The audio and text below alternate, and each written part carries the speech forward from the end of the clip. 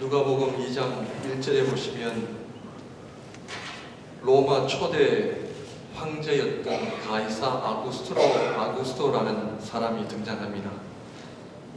가이사 아구스토는 여러분들이 잘 아시는 줄리어스 시저의 조카가 되죠. 이분이 로마 제국의 초대 황제가 되었습니다. 그런데 이 가이사 아구스토라는 사람은 모든 칭호를 다 거절하고 이 가이사라고 하는 이 시간이 지나면서 아구스토라고 하는 이름도 사라지게 되고 이 가이사라고 하는 이 칭호를 집착하게 됩니다. 이 칭호의 의미는 신이라는 존재입니다. 그래서 사실은 로마 공화국이 끝났다라고 그렇게 학자들이 이야기를 하고 가이사 아구스토로 인하여 로마 제국이 시작되었다라고 이야기하는 사람들도 있습니다. 온 세계가 이 가이사 아구스토 한 사람의 지배 아래에 놓여 있었다는 것을 성경은 보여줍니다. 2장 1절에 그때의 가이사 아구스토가 영을 내려 천하로 다 호적하라 하였다라는 말씀이 나옵니다. 이 가이사 아구스토의 말 한마디에 온 천하가 다 움직였다는 겁니다. 지금 한국에서 일어나는 일들이 좀 비슷하죠? 어느 한 분 때문에 온 나라가 움직였던 거예요. 보통 권력이 아닙니다. 그래서 모든 사람들이 호적을 하기 위해 결국 가이사 아구스토는 인구 조사를 하기를 원했던 거죠. 이 왕이 되거나 이 가이사로서의 어떤 자격을 많은 백성들에게 각인시키는 일 중에 하나가 인구 조사입니다. 내 백성, 내 지배 아래 놓여 있는 백성이 몇 명이나 되는가, 참 중요한 거죠. 구약에 보면 다윗 왕이 인구 조사를 하다가 하나님 앞에 심판을 받는 장면이 나옵니다. 하나님께서는 그렇게 원치 아니하시는 일이죠. 호적을 하기 위해 각자가 사는 고향으로 내려가는 것입니다. 잘 아시는 것처럼 요셉과 마리아는 다윗 혈통의 사람이라 베들레헴으로 내려갔던 것입니다. 이때 예수님께서 태어나십니다. 한낱 한 인간에 지나지 않은 가이사는 자신을 신이라 여겼고, 그래서 모든 백성들을 호령했고, 진짜 신이신 예수님께서는 이 땅에 어떻게 오셨는지를 누가복음 2장 1절에서 7절까지 사실 설명을 하고 있습니다. 잘 아시는 것처럼 참되신 하나님이신 예수님이 이 땅에 오셨을 때는 여관도 하나 없었다라고 7절에 이야기합니다. 신약 성경에는 신약 시대에 여관이라고 쓰여진 단어는 두 가지입니다. 첫 번째, 탕도게이온이라는 이 단어는 사람들이 묵는 곳을 가리켰다고 합니다. 요즘으로 말하면 모텔과 같이 이 사람들이 묵을 수 있는, 잠을 자고 또 그 당시 때는 음식과 물과 심지어 잔치까지 벌였던 그런 여관이라고 설명을 합니다. 한마디로 사람들이 묵는 곳. 둘째로는 카탈루마라는 말인데, 이 카탈루마는 사람들이 묵는 곳이 아니라 동물들이 묵는 곳이었습니다. 요즘과 달라 옛날에는 사람들이 여행을 하면서 사람만 여행을 하는 것이 아니라 이 동물들이 함께 간 거예요. 그래서 어디를 가든 이 사람들이 묵는 여관과 동물들이 묵는 곳이 따로 구별되어졌다라고 학자들은 이야기를 합니다. 그런데 이 동물들이 묵는 곳인 카탈루마는 물만 있지 음식은 전혀 없었던 곳이라고 이야기를 합니다.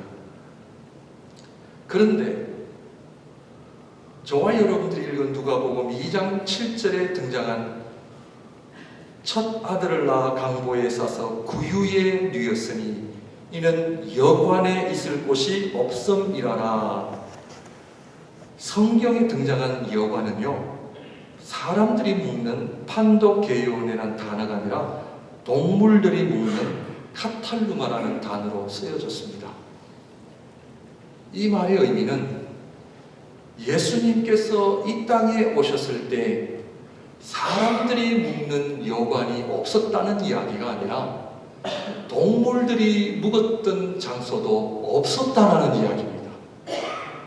이 얘기는 우리 주님께서 이 땅에 오셨을 때는 동물보다도 더 못한 자리에서 태어나셨다는 것을 우리에게 이야기합니다. 성탄절은 한 인간에 지나지 않은 가이사 아구스토가 자기가 신인 모양 온 세상을 호령하고 있지만 하나님이신 예수님께서는 이 세상에 동물보다도 더 못한 처지에 태어나신 가장 낮은 자리에 오신 사건, 이것이 성탄절입니다.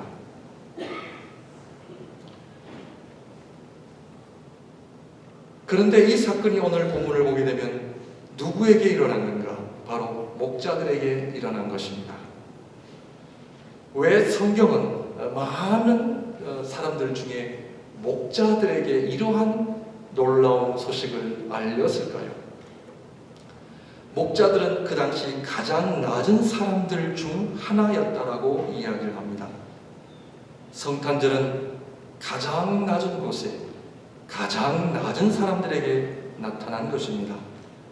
사랑하는 성도 여러분, 좀 이상하지 않습니까?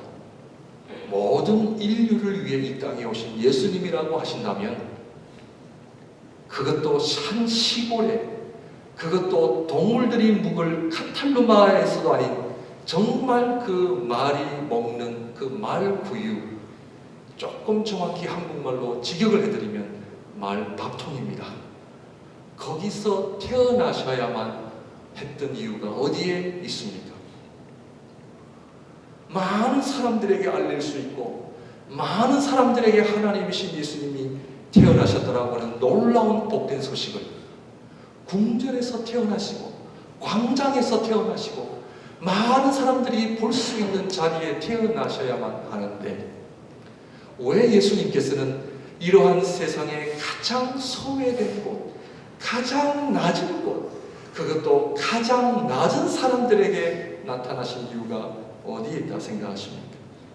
그것은 바로 복음은 비밀에 쌓여있기 때문입니다. 하나님의 진리는 철저하게 진리요 진리는 비밀에 쌓여 있습니다. 많은 사람들에게 알리는 것 같지만 그렇지 않습니다. 성경을 자세히 보면 하나님의 말씀은 모든 사람들에게 열려 있는 것 같지만 그러나 그 비밀을 아는 사람에게 열려 있음을 성경은 이야기합니다.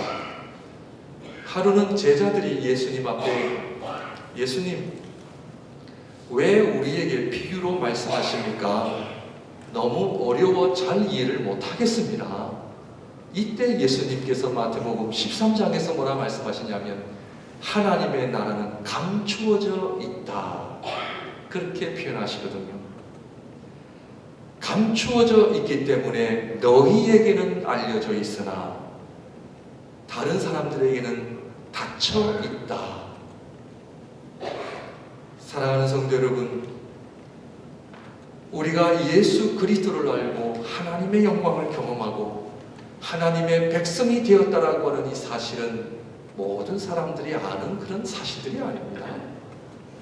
많은 사람들이 교회를 나오고 많은 사람들이 예배를 드리는 것 같지만 오늘 이 성탄절의 사건은 요즘으로 말하면 인터넷에 올라오고 온 세계 사람들이 알 수 있는 그런 사건이 아니라 정말 한 시골에 정말 어느 누구도 모를 수밖에 없는 비밀스러운 사건이라는 것을 우리는 잘 알아야 합니다.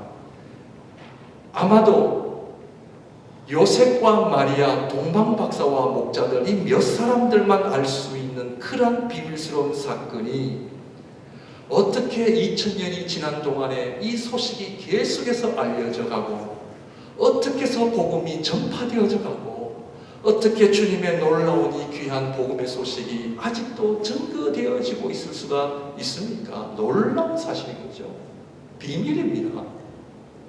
인류사에 일어난 큰 사건도요, 시간이 지나면 잘 기억나지 않습니다. 우리가 오늘날 예수님의 태어나신 사건이 2000년이라고 하는 시간이 지났기 때문에 우리가 잘 알죠. 그렇지 않습니다. 완전히 이 사건은 비밀에 쌓여 있었습니다.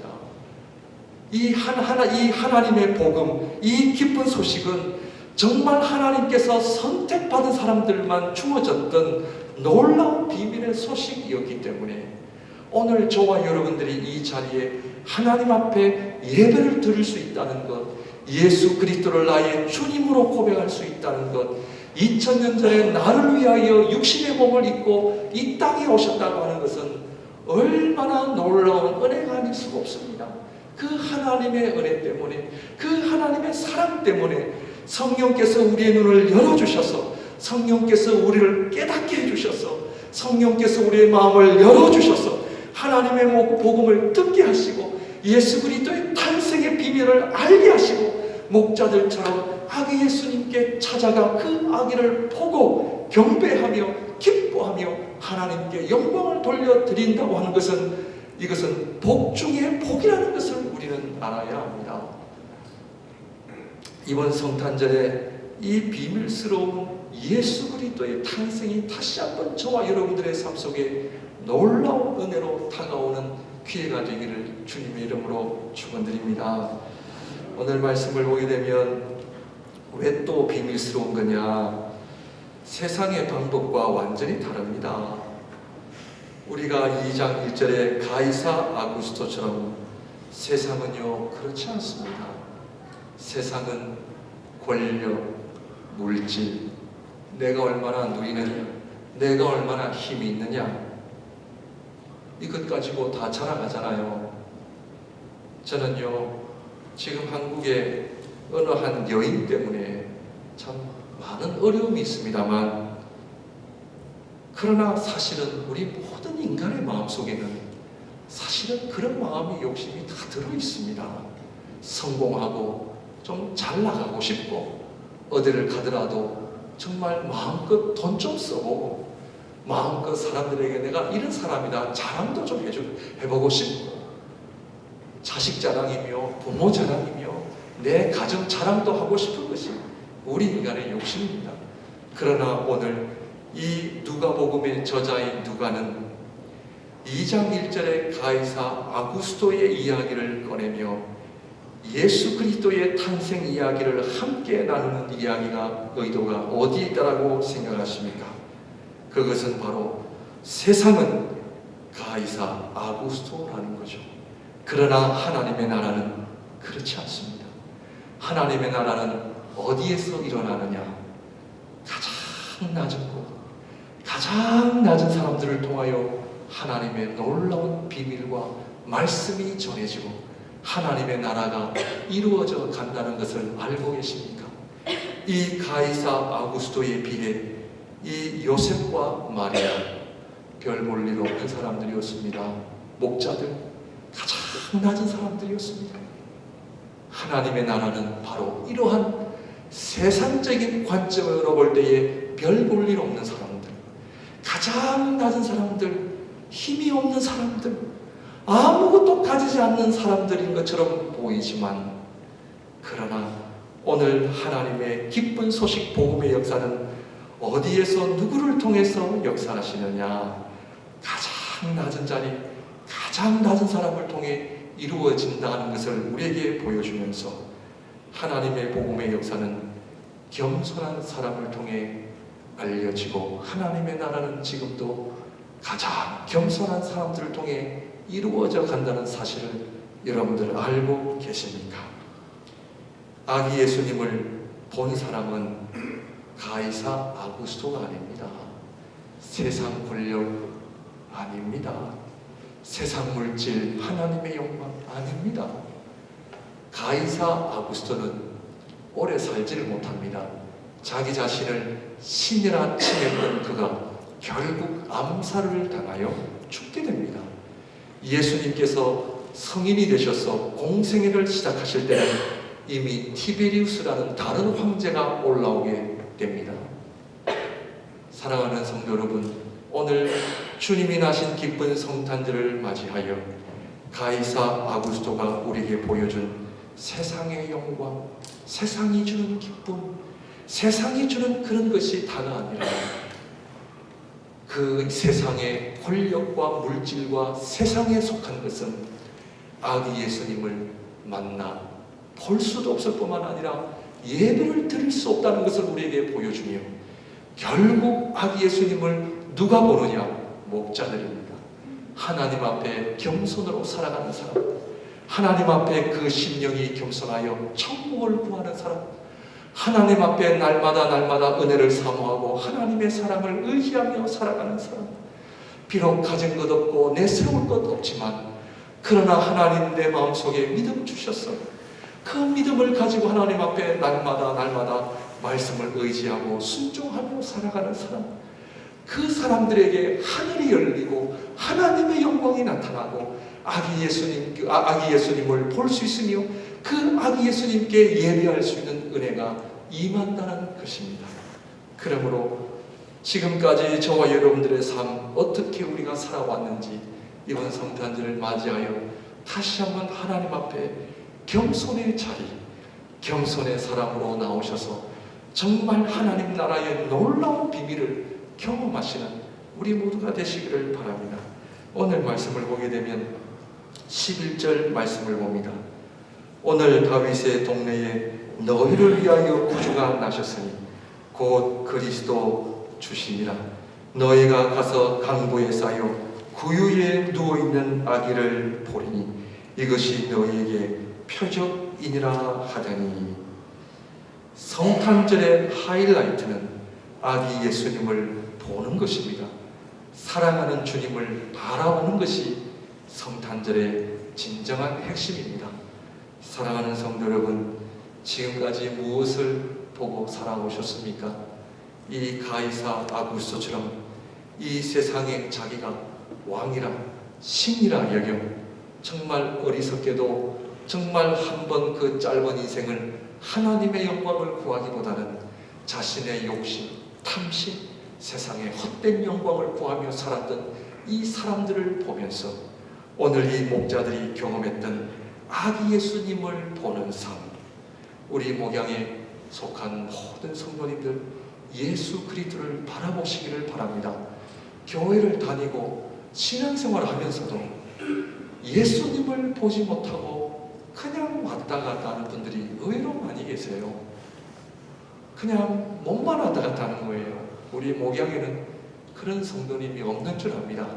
그러나 오늘 이 성탄절의 진정한 의미는 아기 예수님이 주인공이시고 우리 모든 인생의 주인공은 예수님이시고 이 세상의 중심은 예수님이시고 전에도 계셨고 지금도 계시고 앞으로도 계실 분은 우리 주님밖에는 없으십니다.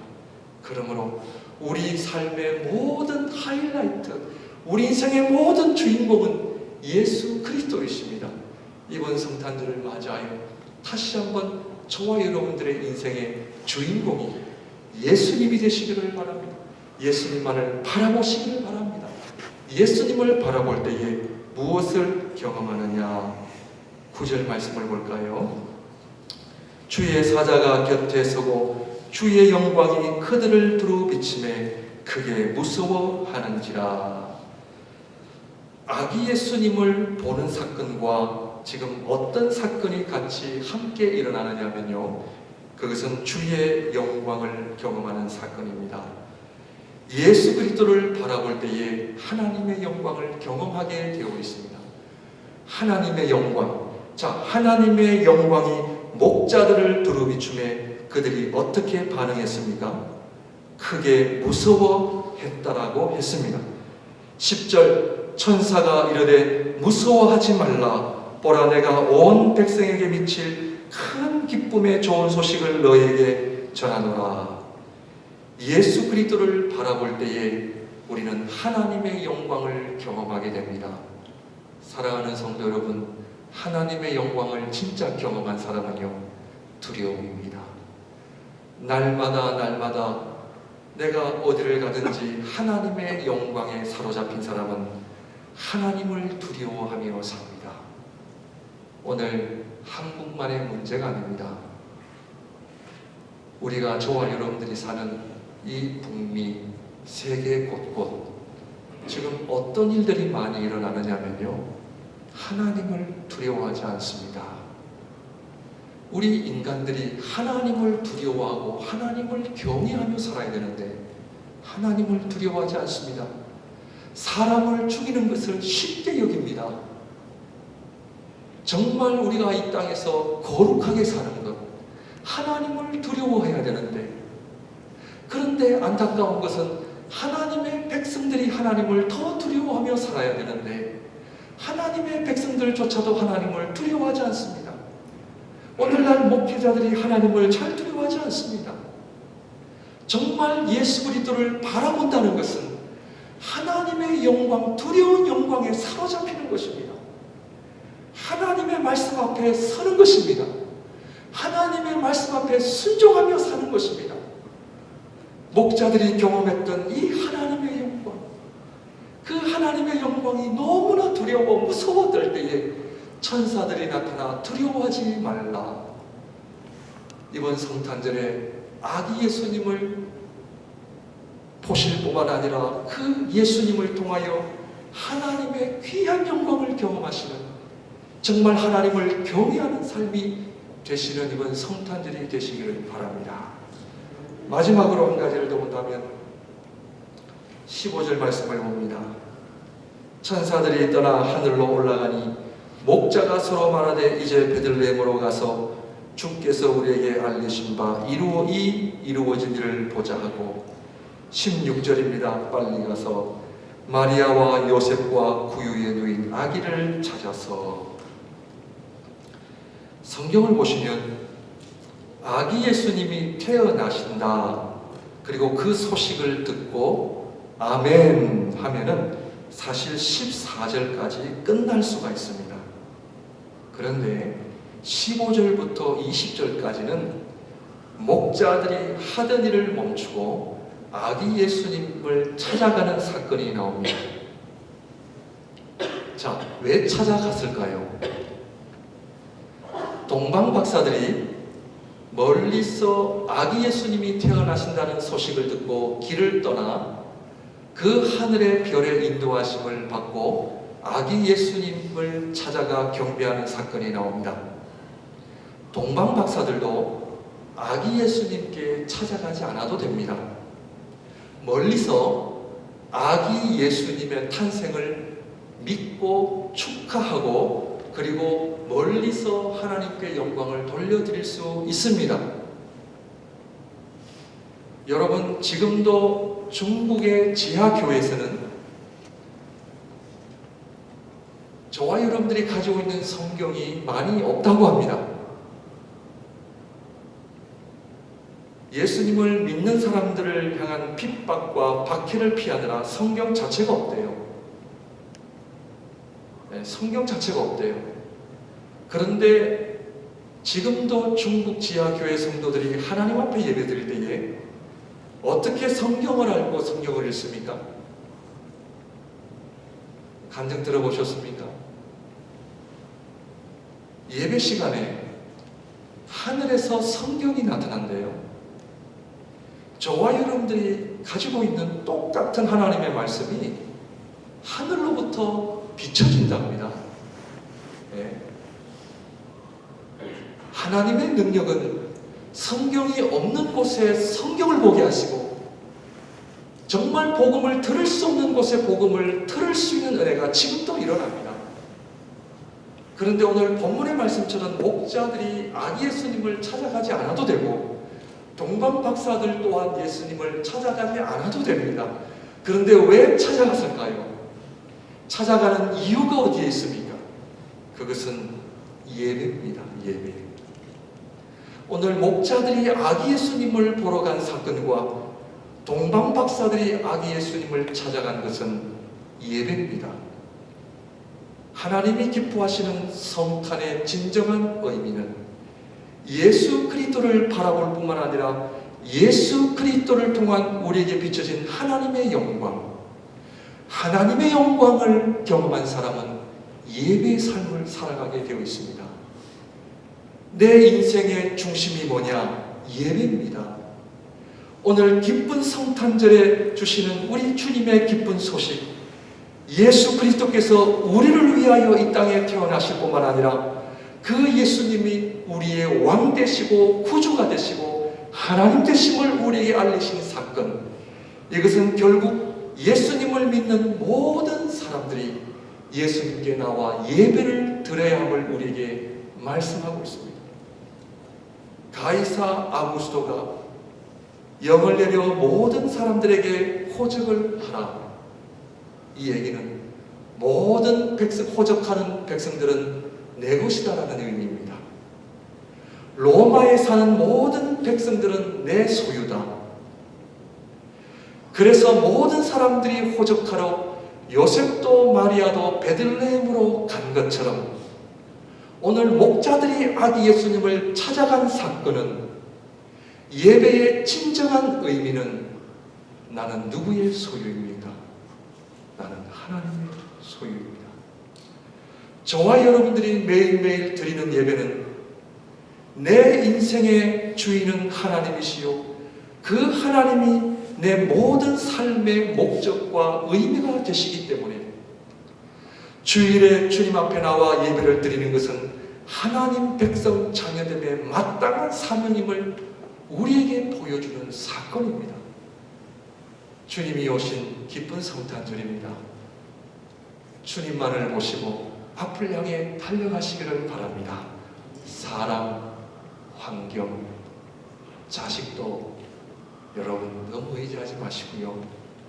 주님만을 바라보시고 나아가셔서 그 주님께서 우리에게 주시는 하나님의 영광 사로잡히시기를 바랍니다. 그 하나님의 영광에 사로잡히는 자는 목자들처럼 동방박사들처럼 아기 예수님을 어디에 있든지 찾아가 그 아기 예수님을 예배하고 경배하는 삶이 하나님 기뻐하시는 기쁜 성탄절의 진정한 의미인 줄 우리가 믿기 때문에 살아가는 목양에 속한 모든 성도님들이 이 목자들의 성탄절처럼 저와 여러분들의 성탄절이 정말 주님을 바라보고 주님의 영광에 사로잡혀 앞으로 남은 인생을 우리는 하나님의 소유임을 고백하고 하나님만이 이 땅에 진정한 구원과 평화를 가져오실 분임을 고백하며 주님만을 예배하며 주님만을 섬기시는 저와 여러분들이 되시기를 바랍니다. 기도하겠습니다.